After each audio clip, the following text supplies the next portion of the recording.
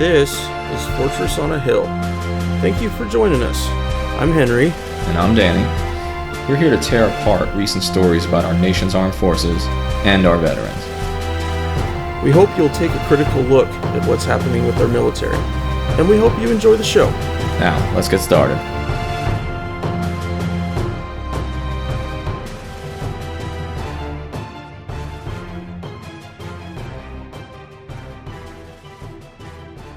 All right, so hey, listeners, we're going to start our headlines today with kind of a back-to-back tag team on Africa, the newest theater in our forever war that seems to be spreading to just about every continent on the planet. I think eventually we're going to find, quote, terrorists to fight in Antarctica at this rate, but we'll start with Africa today. This is kind of an old article, and it's from the Military Times. It's a few weeks old. And I've been meaning to talk about it on the pod, and just other stuff keeps coming up. You know, it's almost impossible not to get caught up in the daily news cycle of Trumpism. But this is from the Military Times, and it's called DOD approves danger pay for Niger, Mali, and Cameroon, 3 countries in Northwest Africa.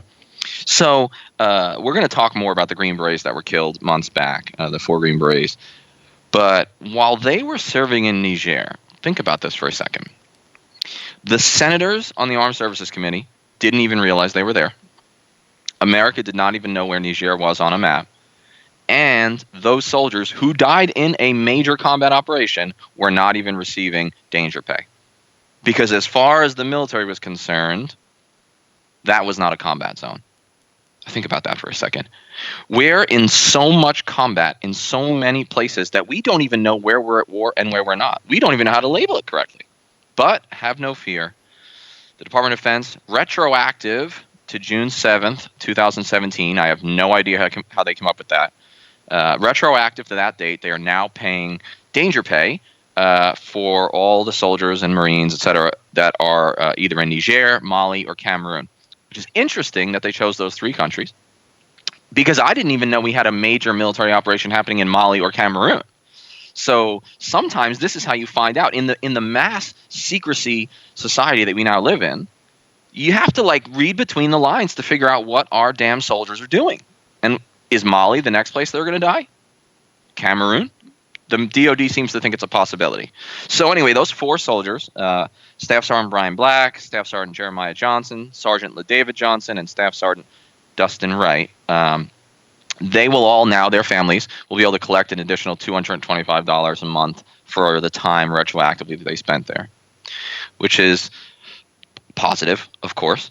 But I'm concerned about why it took so long. Why not earlier? This is a reactive posture rather than a proactive posture. When it comes to benefits, and I think you agree with this 100%, Henry, when it comes to benefits, the military should be proactive. It should be forward-looking and trying to give us, if anything, more than we deserve, rather than giving us less and then waiting to fix the problem later. If they knew that there was even the possibility of combat while they were doing the advising mission in Niger, there ought to have been danger pay. Okay, so this gets really interesting, though. The imminent danger pay, or IDP, is being paid now. But at the same time that they did this, they reduced the amount of hardship duty pay for those 3 locations down to $100 from $150 a month. So in other words, they're like robbing Peter to pay Paul. They lowered the amount of hardship duty pay by $50, and then they added the $225 for this other pay. So now essentially the soldiers are getting an $175 raise rather than a $225 raise. It's such penny pinching. It's unbelievable to me that that's the approach we're taking. So what does this tell us?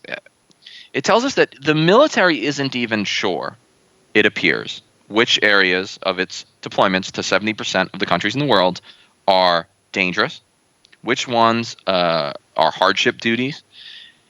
We're so overstretched in the year 2018 that we're having to reactively figure out where our soldiers are in danger and try to pay them accordingly. And it's I'll tell you, not to be too dramatic, but this is an indictment of the system, and it's an indictment of our foreign policy. Because There are special forces, I believe, from open reporting, that are in some other countries in West Africa and some other countries in North Africa, like Libya. And if they're in Niger, Mali, and Cameroon, who's to say that, we're not going to end up having soldiers in Nigeria, which is nearby, or Algeria, which is nearby. I would like a full list given to Congress and thus the American people by the U.S. military of where we have advisors actively supporting host nation forces that are at war. I want that list. I want that list of every single country where it is possible one of our soldiers may die on an operation, because I want to know what we're doing in the world, and I want those soldiers to be compensated accordingly.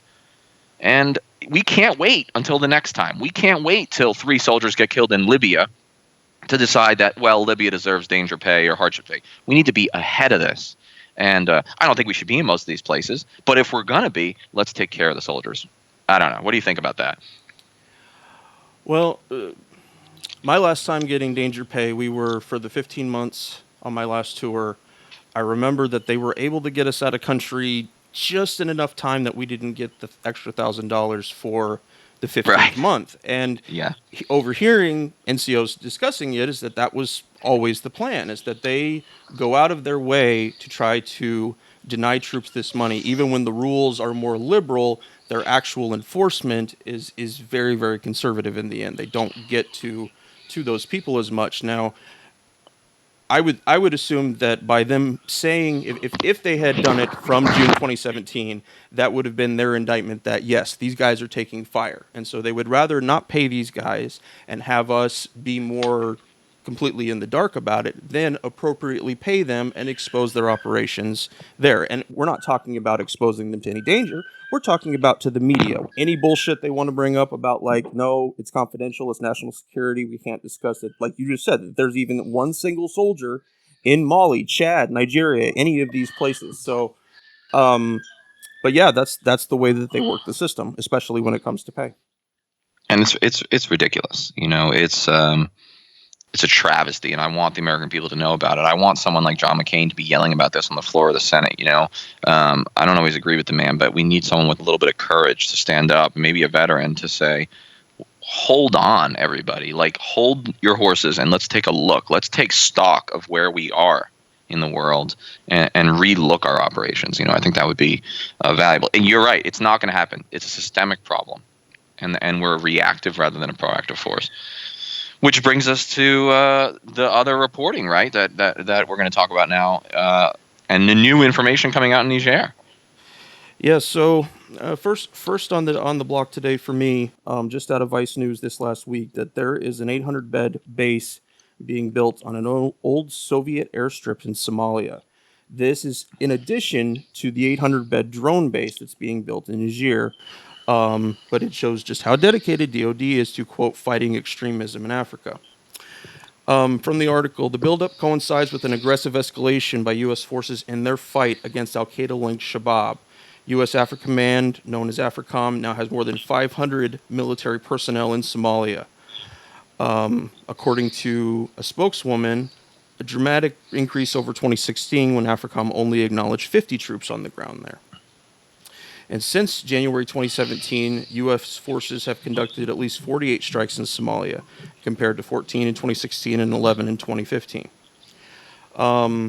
Bale Doggle, I think is the name of the base. The access to it is very highly restricted, but American contractors and Somali security officials with knowledge of the project told Vice News that the work began last June. AFRICOM would not specify any specific base sizes, but it did confirm that this base is now the third largest concentration of personnel on the continent after Djibouti and Niger. So just looking at this through the contrast to the Obama administration for a second, Trump has given DoD all the clearance it needs to expand its operations in Africa.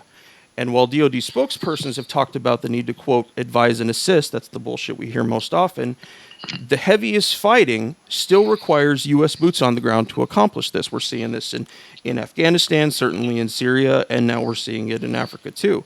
This is in stark contrast to the Obama administration, which required drone strikes or use of special operations forces require an actual threat to Americans.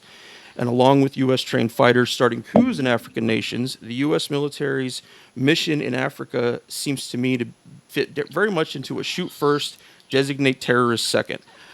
Yeah, Al Shabaab is a definite threat, and it definitely needs to be dealt with. But do we really need two entire new bases to handle that threat? Now, adding insult to absolutely fucked up injury here, there was a new classified report that congressional leaders were briefed on recently on the Niger ambush. As far as I know, the media has only been able to get the 8-page unclassified executive summary. Paul Zlodra, I'm not sure if I said his name right, from Task and Purpose, has a great short article on what information actually comes from the release. The executive summary largely lays the blame for the ambush on the soldiers who perished in the battle and not any leaders who authorized it. Included in the report. Of course. Oh, yeah, of course. They just let the pile of shit run right down the hill. Included in the report was the fact that the soldiers left their compound on a counterterrorism mission without the proper equipment or vehicles, that most of them didn't have or didn't wear body armor in the ambush, and that they had no air support readily available. This is from Paul. This report's assertions are absolutely shameful. 4 American soldiers are dead because their mission was repeatedly and hastily changed. They were given thin-skinned vehicles with no heavy weapons, had no air support or medevac support nearby, and apparently not enough intelligence that could have told them a force of 50-plus insurgents was working to support them or to surround them with mortars, heavy arms, and RPGs. Most of these problems can be traced back to the team's leadership, but instead this report seems to give them a pass. I can't tell you, Danny, the anger I went through this week reading about this and asking myself about the NCOs on this team and about their, where was their alarm in this? I'm not putting it all on those guys, but if I knew that higher up was rushing through an op and certain things weren't getting prepared, like adequate air support, I wouldn't take my guys. It would not,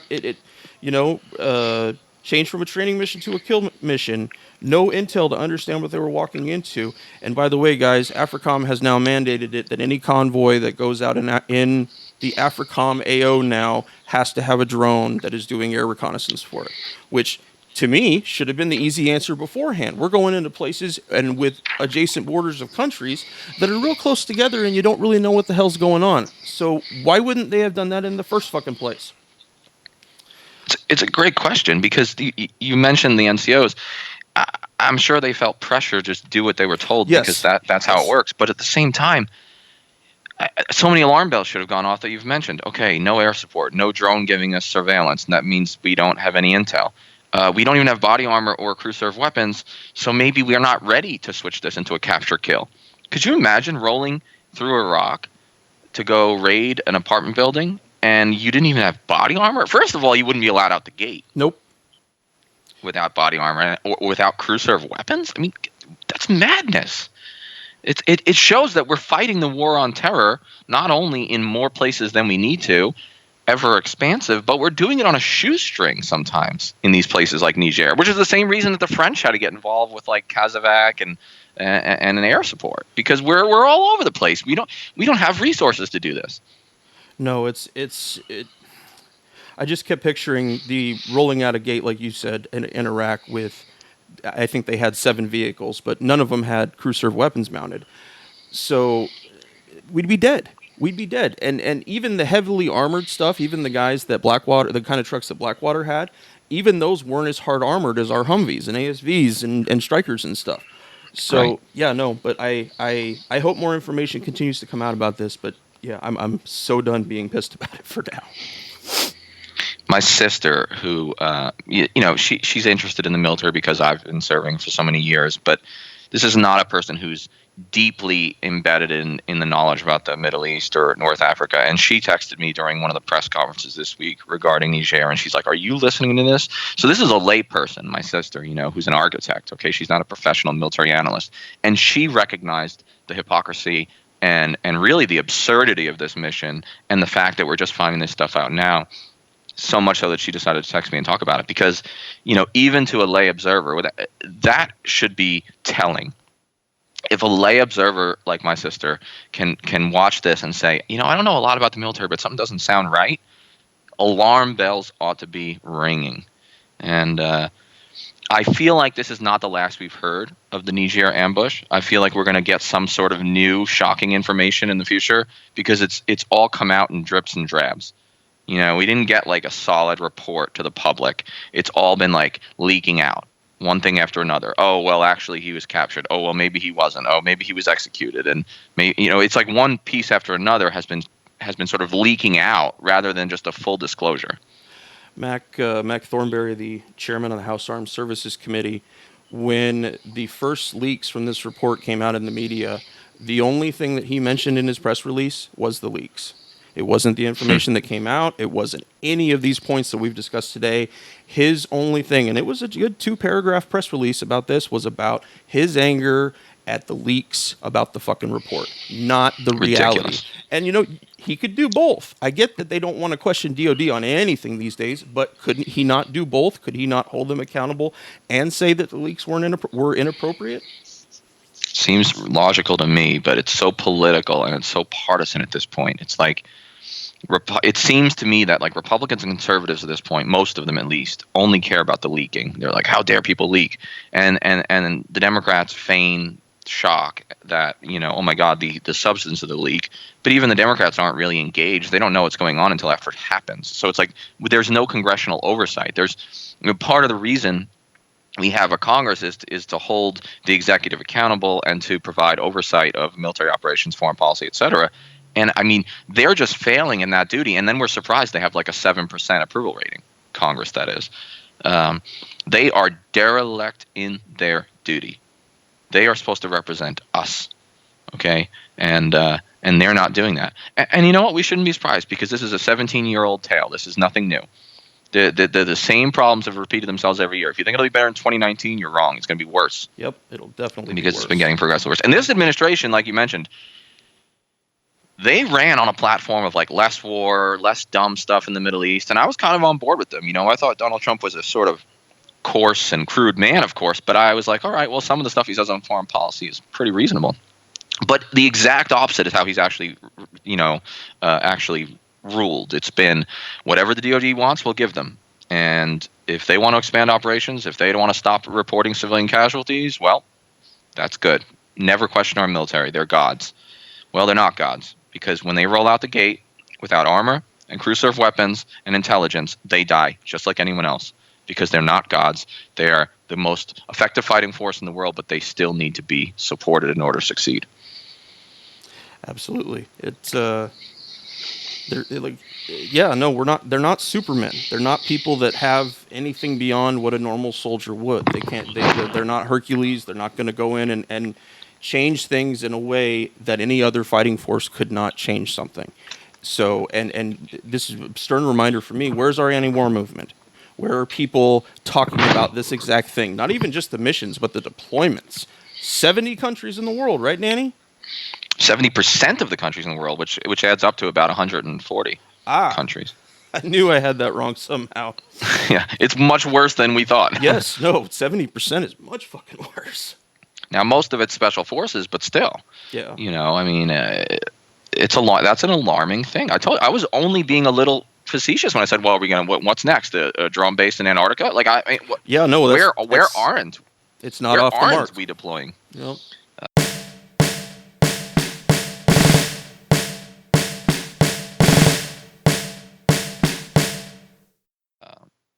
And so you mentioned like, where's the anti-war movement, which kind of rolls me into my next article, which is also from the Military Times. It's also a couple weeks old, and I've been meaning to fit it in.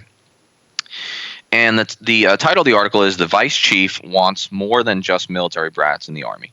This is referring to the Army's Vice Chief of Staff, the sort of second in command of the Army. His name is General James McConville.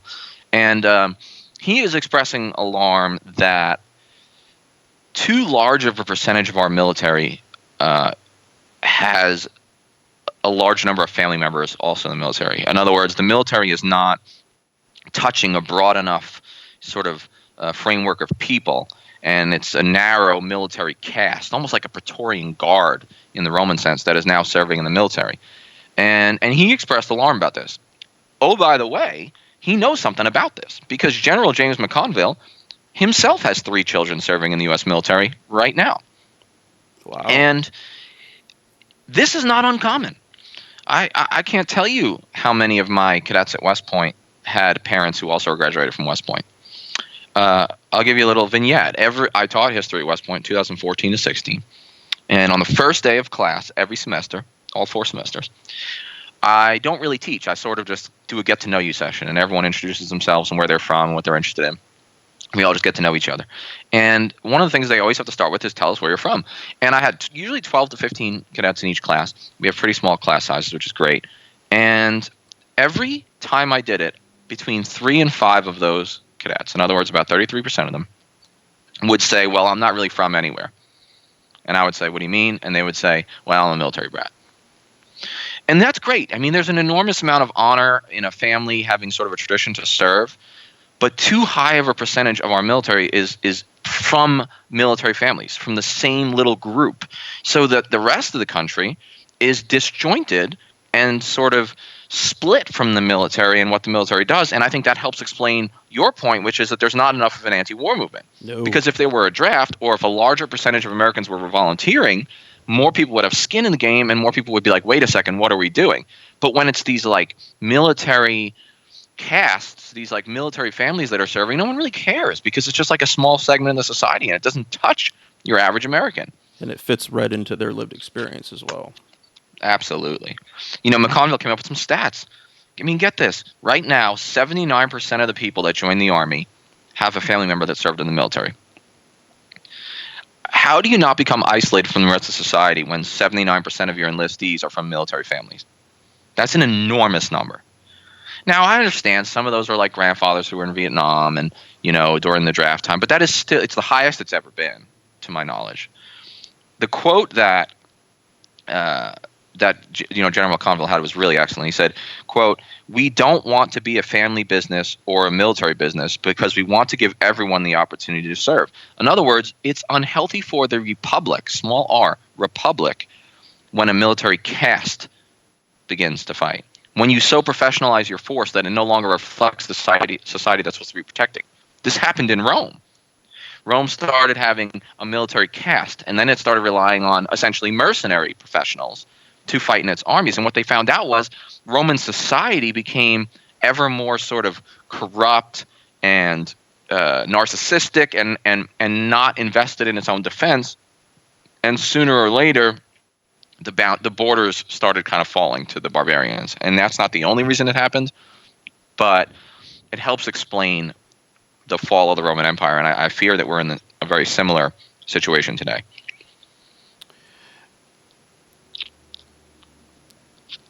I guess I you're a history buff. Is there anything more hopeful in that than Rome, or are we just watching ourselves slowly slide into that same conclusion? I think if there's any hope, obviously technology keeps us a step above the quote barbarians, whatever those are these days. I think most people would think a barbarian is just a Muslim or a vaguely Arab person. Yeah. But yeah, technology and social media and the ability to spread information should be helping us. It should be helping people like you and I to kind of ring the alarm and get our message out. But unfortunately, one of the problems with social media and technology is that everything's so saturated and inundated with articles and stuff to read that people can't figure out what's valuable and what's trash, what's fake news and what's conspiratorial and what's real news. And so, I don't know what to be hopeful about. I have a dark view of a lot of this, admittedly. I think that unless we come up with some sort of form of national service, whether it be just military or like the opportunity to serve in some other federal agency, unless we have national service for kids right after they graduate college, I don't see this changing. I think that the military will become ever more professionalized, ever more narrow, and ever more of a family business until it's almost like we have mercenaries serving. And you know what it's like on a military base, the culture that is created, and like you said about those NCOs in Niger, about wanting to say yes. And so you find that the underlings, this is the life they lived the entire time. So why would they not continue to push more combat, more operations, further and further and further in, if there's nothing at all in their life, period, both before military and after, to contrast that? Yeah, I mean, that's a really great point that you're sort of making. I mean, do you think that those Green Berets in Niger, we can't get inside their heads. Do you think they really could have articulated what they were doing there? Do you think they could have really articulated how their mission fit into the broader strategic framework in the United States? Like, could they have articulated how what they were doing that day made America safer? I tend to think they would have been at a loss of words. And I think you would have heard a lot of stuff like this. We've all heard this, right? You would have heard, well, I'm here for my men to protect my people. Yep. Well, I'm here to complete the mission. Well, I'm here to do whatever my command says. Like, I'm here for my brothers on my left and right. But that's not sufficient. Those are platitudes. Those are things we tell ourselves in order to get through the day. That's right. And get through the danger. We owe our soldiers more of an understanding of what the hell are they doing. Cameroon is on that list of countries where you get danger pay now. What the fuck are we doing in Cameroon, and how does it make New York City safer? Someone needs to articulate that to me. The president owes that to us. The congressmen owe it to us to ask some tough questions and say, someone tell me how Mali fits into the security of Milwaukee. Yep. We are owed that. We're not getting it. And part of the reason we're not getting it is because people are not worried about the military, because the military is just this tiny little fraction, 0.5% of Americans who they serve, and then their kids serve, and then their nephews serve, and it goes on and on and on until it's almost like a mercenary force. And that's not taking anything away from the bravery of the soldiers fighting, but it no longer reflects America. It just doesn't. And that's dangerous for a republic. It also doesn't keep in mind the 2.5 contractors that usually come with every deployed service member, who in some circles or in some missions, they are mercenaries, essentially. Precisely. They're precisely mercenaries by the definition, right? Yep. And you're right, 2.5 contractors for every American soldier. It's wild. And you got these lunatics running around like Eric Prince, who is, I believe, Betsy DeVos, the education secretary's brother, which is just fucking wild. But, this guy's running around saying, he used to run Blackwater. They've basically just renamed themselves like 3 or 4 times. But he's running around saying, like, send us to Afghanistan. We'll police Afghanistan. Like, in other words, pull the army out and send in just mercenaries. I mean, that's how far through the fucking looking glass we are now. Yeah. And people are considering this. Seriously. I mean, I don't know that it's going to happen, but the fact that it's not laughed out of the public sphere, the fact that it's not a joke is scary, that people are considering this. The fact that we need 2.5 contractors to do our job is itself an indictment of the system. The military is not resourced to fight the world over. No. 500,000 American soldiers, which is about where we top out. Okay, we're a little lower than that. I think we're close to like 460 now in the Army. That is not a sufficient force to police the world. No. So you have 2 options. Become a military state that fields a 2 to 3 million man army, or do less. Prioritize what's actually important. And you mentioned 2 new bases in like Somalia, and then another drone base in Agadez, which is in Niger. This is more expansion. 800 beds means 16 or 1,800 contractor beds. And where are we getting these people from? You know what I mean? There's a finite number of soldiers in the military. There's a finite number of mercenaries or contractors willing to serve. What if we can't stabilize every country in North Africa? What if there's just too many? What if we have to say, okay, which of these terror groups is actually transnational in its goals and threat? Okay, in other words, there are lots of Islamist extremist groups in the world, but a very tiny percentage of them have either the means or the intent to attack the American homeland. Okay? The number of Islamist groups that have actually attempted and or achieved an attack on the American homeland, you can count on basically one hand. But we're fighting Islamist groups the world over because, well, they're Islamists. Well, they're Muslims and they're extremists. We have to fight them. But, not every farmer with a gun who wants to put Sharia in as the law has the intent or the capacity to attack Florida. We have to prioritize, and right now we're not. Right now we're just throwing everything at the wall and seeing what sticks. And Americans will continue to die for nothing if we keep doing that. Americans will continue to die for things that are not important enough. It is not sufficient to die for your brothers.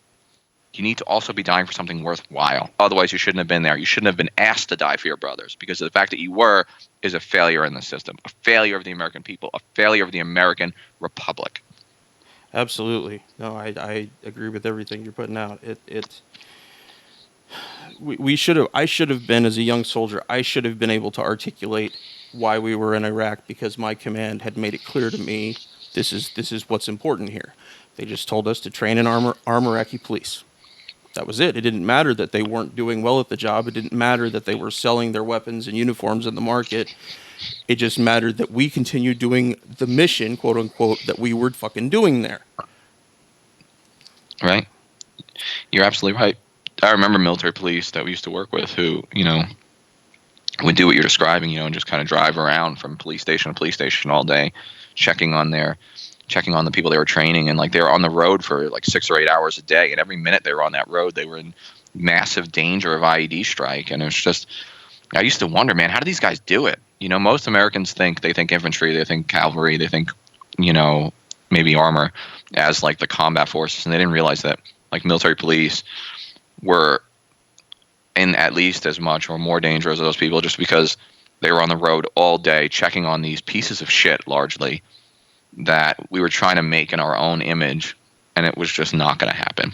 And we're doing advise and assist all over the world now, and I don't see any output. I don't see any gain. It's like all risk and no reward. Part of it is our disconnect from their cultures as well. I lived at an IP station out on the border with Iraq and Syria for 6-7 weeks, something like that. And every day we would try to do classes with them, and we'd ask them, where's everybody at? And said, oh, they're all out on patrol. We never knew if they actually were, but we essentially wasted our 6 weeks there because they weren't there to actually participate in anything. Yeah, it's absolutely wild. Hey guys, just like keep thinking about this stuff. Stay on top of it. Be a citizen and ask tough questions. Find out what you can. Call your congressman. Ask tough questions. It's got to be the people. Congress will fail us. The presidency will fail us. The courts will fail us. It's on us. It's on the people. There needs to be a groundswell, and that's what we're calling for. Fuck yeah.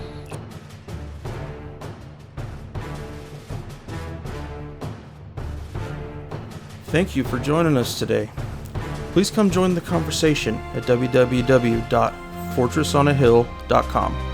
You can also find us on Twitter at Fortress on a Hill, or on Facebook at www.facebook.com/Fortress on a Hill. We want to hear from our listeners about the topics and issues pertinent to America's military and veteran communities.